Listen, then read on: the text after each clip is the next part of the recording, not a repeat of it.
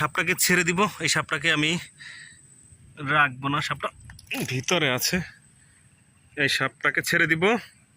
এটাকে কিভাবে ছাড়ি আপনাদেরকে দেখাবো। তবে সাপ ছাড়ার ক্ষেত্রে সর্বদা সাবধান থাকবেন, কারণ যে কোনো সময় ঘুরে এসে আপনাকে কামড় বসায় দিতে পারে। সাপ ছোট হোক আর বড় হোক, বা যে সাপই হোক না কেন, কারণ অনেক সময় সাপে বিষ থাকে।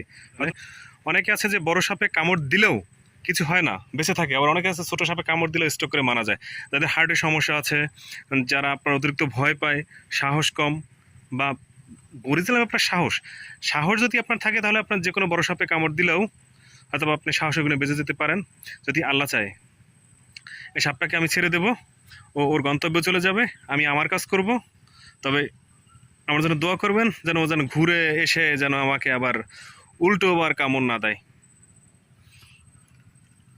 তুই চলে যাবি, কিন্তু এদিক সেদিক কোথাও তাকাবি না। যদি তাকাও তাহলে তোর খবর আছে।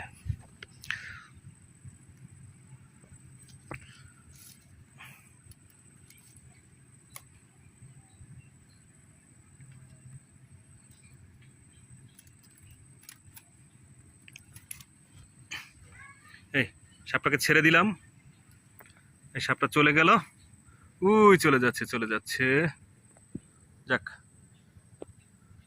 ধন্যবাদ সকলকে।